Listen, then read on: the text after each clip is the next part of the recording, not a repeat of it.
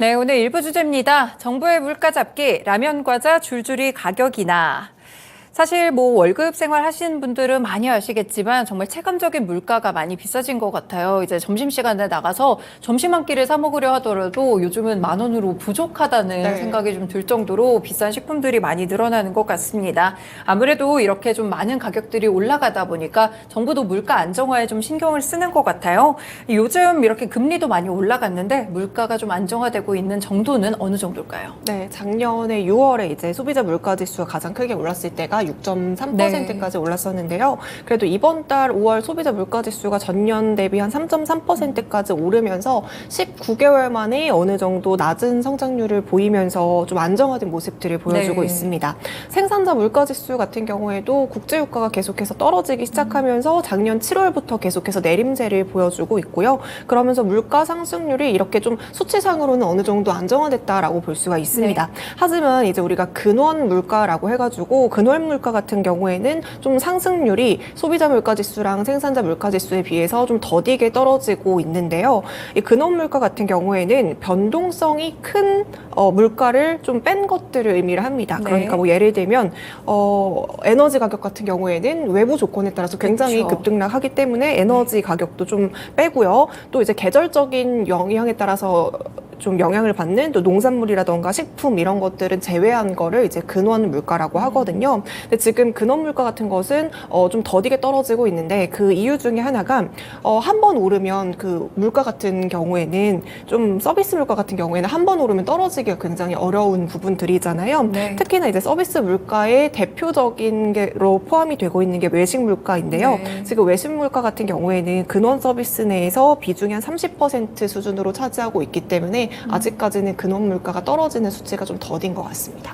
확실히 유가 하락이라든지 이런 부분들은 피부로 느끼기는 조금 어려운 것 같은데 말씀 주신 대로 외식 물가가 많이 떨어졌을 때 그나마 물가가 좀 안정화되고 있구나라는 생각들을 많이 하시게 될 것 같습니다. 지금 외식 물가가 어느 정도 수준인가요? 지금 5월을 기준으로 전년 동월이랑 비교했을 때 10% 이상 오른 좀 서비스 품목들을 정리를 해봤는데요. 특히 김밥 같은 경우에도 한 10% 이상 올랐고요. 햄버거도 마찬가지로 10.3%가량 상승을 했습니다. 피자 같은 경우에도 12.2%가량 오랐는데요. 지금 우리가 햄버거나 피자 같은 것들은 대표적으로 우리가 서민 먹거리라고 하는 것들이었는데 굉장히 한 10% 이상대 오르면서 우리가 체감할 때는 굉장히 아직까지도 물가가 높다라고 느끼고 있는 것 같습니다. 좀 더 큰 문제는 이제 외식 물가 같은 경우에는 약간의 지속성을 띠고 있다라는 게 좀 문제라고 볼 수 있을 것 같은데요.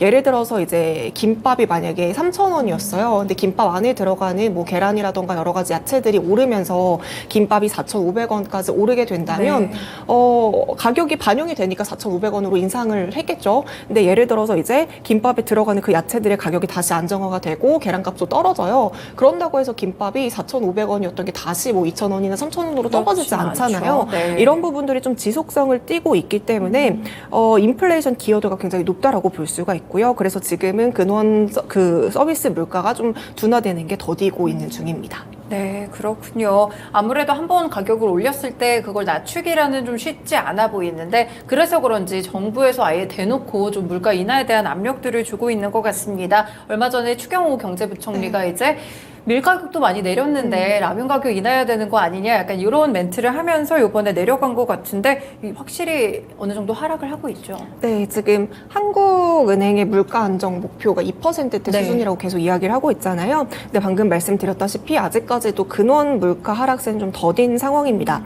여기에 이제 지금 또 장마도 계속 이어지고 있고 습하고 무덥고 이런 이상기후 현상들이 계속해서 발생을 하게 되면 농산물 가격이 또 필수적으로 오를 수밖에 없거든요. 그렇게 되면 제가 이제 앞서 말했다시피 이제 5월 소비자 물가 지수가 3%대까지 좀 안정화가 됐는데 이런 부분들이 또 다시 또 물가에 영향을 줘서 소비자 물가 지수의 상승으로 영향을 줄 수가 있습니다. 그래서 최근 정부에서도 이렇게 좀 체감 물가를 낮출 수 있도록 방안을 제시하고 있는데요. 얼마 전에 이제 식품 기업에 대해서 좀 공개적으로 가격 인하에 대한 압박을 시사를 했습니다.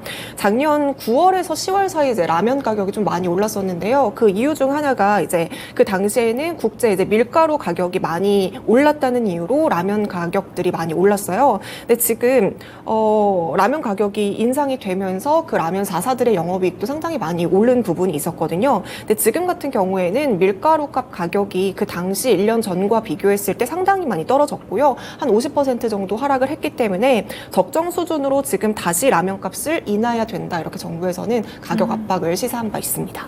네, 실제로 가격 인하가 좀 이뤄졌는데 먼저 라면 업계에서 1위를 차지하고 있는 농심의 경우에는 어느 정도 내렸을까요? 네, 농심이 지금 가장 빠르게 좀 가격 인하에 좀 동참을 하고 있는 모습들을 보여줬는데요. 이제 내일부터 7월 1일부터 신라면의 출고가가 한 4.5% 네. 정도 하락이 됐고요. 새우깡의 출고가도 6.6% 인하하겠다라고 발표를 했습니다. 지금 농심 같은 경우에는 13년 만에 좀 처음으로 이제 가격 인하 조치를 네. 실시를 한 거고요. 지금 새우깡이라던가 신라면 같은 경우에는 농심에서 가장 많이 사랑을 받고 있는 또 국민 라면, 국민 스낵의 가격을 낮추겠다라고 해서 발표를 한 겁니다.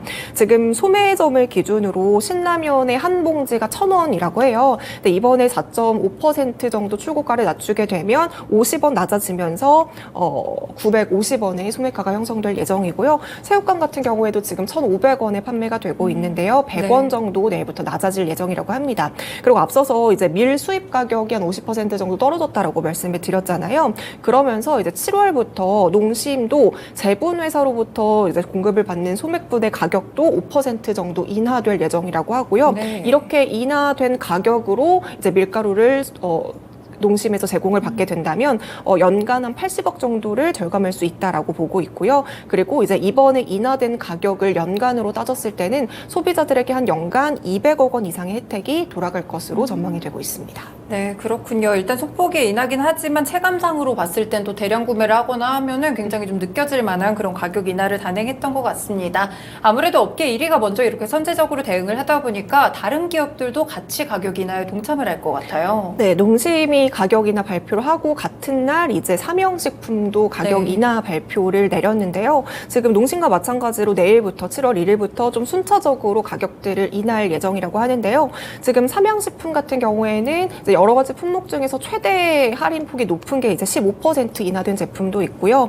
지금 열무 비빔면이라고 해가지고 네. 삼양식품에서도 여름철에 좀 인기 있는 제품 중에 그 열무 비빔면 이게 15% 정도 떨어질 예정입니다. 그리고 삼양라면 그 5개 묶음을 기준으로 기존에는 3,840원이었는데 이제 3,680원으로 한 4%가량 인하가 되고요. 짜짜로니 같은 경우에도 이제 한 5% 정도 인하될 예정이라고 네. 합니다. 하지만 우리가 이제 삼양식품 하면 가장 많이 떠오르는 제품 중에 하나가 이제 불닭볶음면이잖아요. 근데 불닭볶음면은 워낙에 이제 국내에서도 판매가 잘 되고 있고 또 해외 쪽에서도 수출이 잘 되고 있기 때문에 여기서는 좀 가격을 건드리기 어렵다라는 문제 때문에 지금 불닭볶음면 같은 경우에는 이번 가격 인하에서 좀 제외가 된 상황입니다. 네, 그렇군요. 이렇게 삼양식품까지 같이 가격을 내리다 보니까 이 부분이 좀 전반적으로 확산되지 않을까 이런 생각이 드는데 오뚜기도 라면 업계로 유명한데 이쪽은 네. 어떨까요? 오뚜기도 이제 농심이랑 삼양이 가격을 인하하면서 이제 그 당일에는 우리도 논의 중이다라고 이제 발표가 나왔다가요. 네. 이제 어제 또 가격 인하 발표를 했어요. 그러면서 이제 오뚜기에서 판매가 되고 있는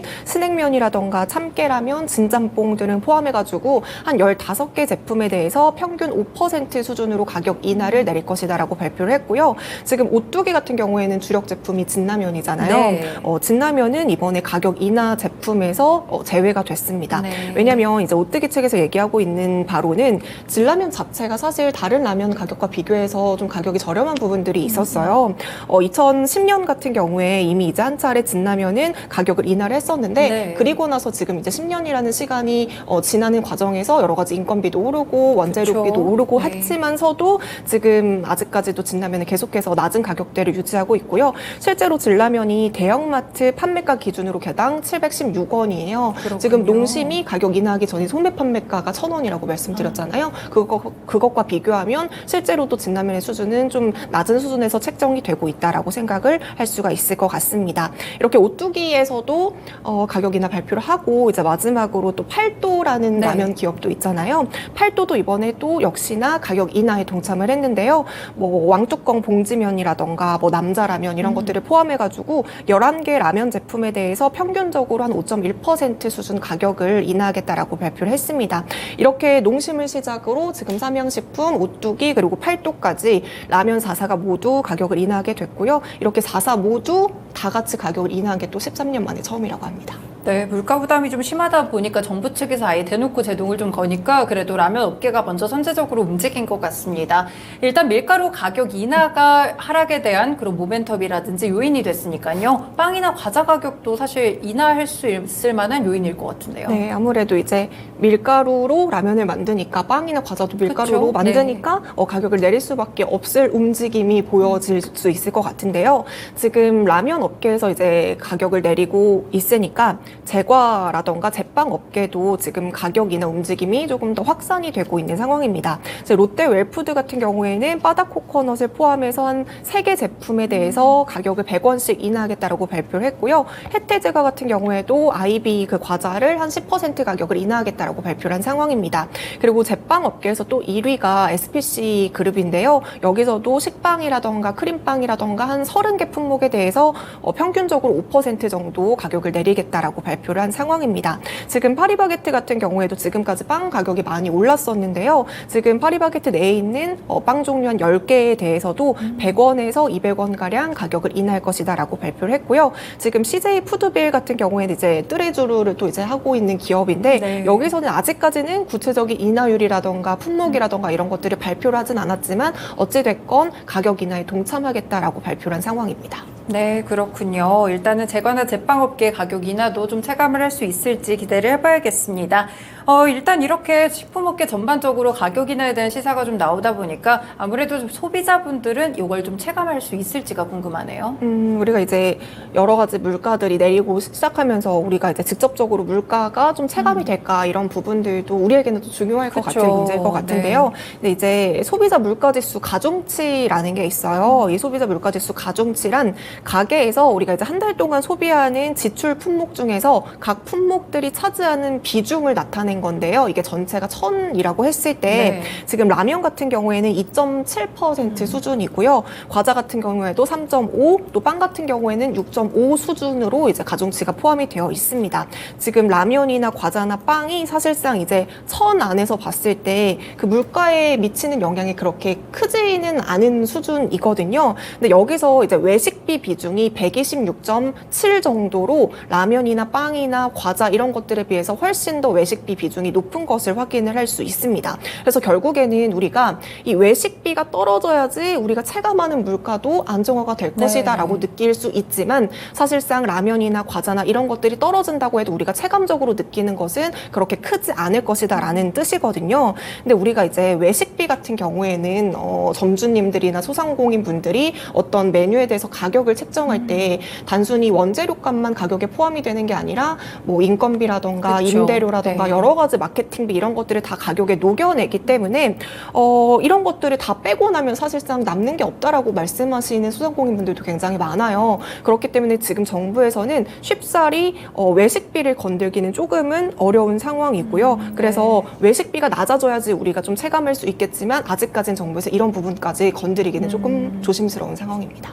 네, 그렇군요. 사실 뭐 외식비가 이렇게 내려가게 된다면 소비자 입장에서는 뭐 물론 반가운 이야기가 될 것 같아요. 근데 주식시장에서 반대로 식품업계에 투자하시는 분들 입장에서 생각해 봤을 때는 네. 매출이나 영업이익이 좀 줄지 않을까 이런 어려움이 좀 있으실 것 같거든요. 네, 실제로 이제 정부가 라면 가격에 대해서 인하를 좀 권고하는 시사하는 발언을 하고 나서 이제 불확실성이 좀 생겼잖아요. 네. 그 과정에서 라면 기업들의 주가가 어느 정도 하락하는 모습들을 보였고요. 그러다가 이제 실제로 인하 결정을 하고 어느 정도 불확실성이 제거됐다라는 이제 심리에 주가가 다시 오르기도 했습니다. 하지만 장기적으로 보면 결국에는 이렇게 가격을 낮추는 것이 영업이익에 영향을 줄 수 있다라고 생각을 할 수 있을 것 같은데요. 사실상 이번에 정부에서도 라면을 좀 콕 집어가지고 가격을 인하했으면 좋겠다라고 이야기했던 이유 중 하나가 원재료 값은 떨어졌는데 라면 값은 내리지 않은 상황에서 이게 네. 좀 지속되다 보니까 라면 4사들의 기업들의 수익성이 굉장히 많이 개선이 됐습니다. 실제로 농심의 1분기 영업이익이 전년 대비 한 86% 정도 급증을 했고요. 그러면서 최대 실적을 기록을 하기도 했고요. 이렇게 농심이 실적 발표를 하고 난 이후에 주가도 52주 신고가를 기록하면서 어느 정도 긍정적인 모멘텀이 되기도 했습니다. 네. 오뚜기 같은 경우에도 이렇게 원자료 값은 떨어지는데 수익성이 늘어나면서 영업이익이 이번 1분기에 11% 정도 늘어났거든요. 이처럼 그동안에는 어느 정도 정도 수익성이 좀 개선된 영향으로 긍정적이었지만 앞으로는 뭐 50원이라던가 100원을 내렸어도 이거를 좀 크게 물량으로 본다면 매출이나 영업이익이 분명히 감소될 소지가 있는 거거든요. 그래서 이런 부분에 대해서 키움증권에서도 이번 가격 인하 결정으로 인해서 농심의 경우에는 연매출로 따지면 180억에서 190억 정도를 감소를 할 수 있겠다라고 전망을 하고 있는 상황이고요. 영업이익 같은 경우에도 기존에 이제 증권가에서 예상하던 추정치보다 한 2%에서 3% 정도 하향 조정될 것이다라고 이야기를 하고 있습니다. 네, 식품 가격이 좀 이렇게 또 영향을 주는 것 같습니다. 실적에도 영향을 주는 것 같은데 일단 그러면 이 라면 업계에서도 어떻게 좀 이익을 방어할지 고민을 좀 많이 해봐야 될 것 같아요. 조금 다행인 점은 요즘 너튜브를 보더라도 그렇고 K라면의 인기가 좀 많이 높아지는 것 같거든요. 네, 그래도 다행인 게 정말 과거에 비해서 우리나라의 라면의 인기가 해외에 널리 정말 인기가 계속해서 증가를 하고 있는 것 같습니다. 제가 앞서서 이제 농심의 1분기 실적이 굉장히 잘 나왔다라고 말씀을 드렸는데요. 이제 1분기 농심의 전체 매출이 8,604억 원이었어요. 근데 이 중에서 해외 매출이 2,645억 원 정도를 차지하면서 해외 매출 비중이 한 30%까지 늘어나면서 굉장히 많이 확대가 됐다라는 걸 좀 우리가 주목을 해볼 수가 있을 것 같은데요.